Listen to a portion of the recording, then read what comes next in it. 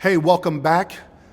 This is Evangelist Jamel Mayo, and I've just been compelled during this, what is known as Holy Week, to take one day during this week, during this most important week in the life and ministry of Jesus, and bring some application to our hearts. And just before I start, you notice I got the Brooklyn sweater on. That's where I'm from. And Jesus saved a Brooklyn boy. But we looked at Jesus coming into Jerusalem on that week prior.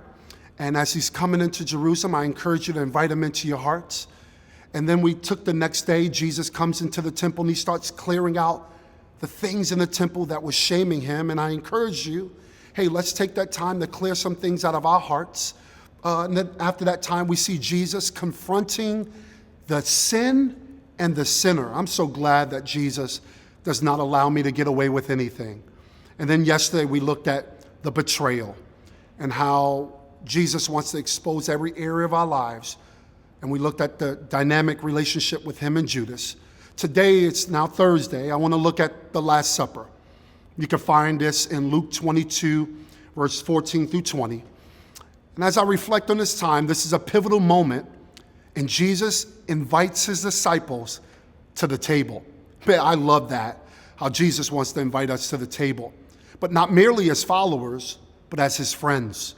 He shares his body and his blood, symbolizing this new covenant relationship, a promise of redemption and a promise that he wants to have a relationship with us. Even with betrayal on the horizon, Jesus is seen serving, loving, and he's drawing people close to him. You know, when you think about Jesus calling you his friend, how does that impact you? You know, it's easy to measure our faith by our actions. Attending church is good, giving, reading scripture, all which are very important. But friendship with Jesus goes deeper. It's about intimacy, knowing him personally, hearing his voice, sharing your heart with him. You know, Jesus doesn't just lay down his life for his friends. He lays it down for the entire broken and sinful world. And yet, he still pauses to spend this moment with those closest to him. This wasn't just a meal. It was an invitation into the mystery of the gospel. He offers himself completely. You know, Jesus desires that same closeness with you and I. Not just your service, but your heart. Maybe this can be our prayer. Lord, help me to love and to serve others in a way you love me, even when it's difficult.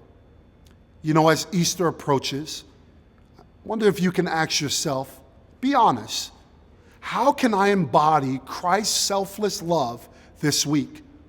Maybe who in your life needs to experience his kindness and grace through you? Remember this powerful reminder from Martin Luther. I heard this several weeks ago. God doesn't need your good works, but your neighbor does. So find a way to serve sacrificially, whether it's helping someone in need, forgiving someone who hurt you, or simply showing compassion where it's unexpected. Let his love flow through your life. You know, as you learn to follow Jesus, that's one of the things he teaches us how to do. Love is not just words, but it's action. You know, during this Holy Week, let someone that you know run into the love of God expressed through you. Let that be your prayer today. Hey, I can't wait as we're looking at every single day this week. This has blessed my heart, and hopefully it blessed yours. And I'm looking forward to tomorrow's devotional as we get closer to celebrating the resurrection of Jesus. God bless you.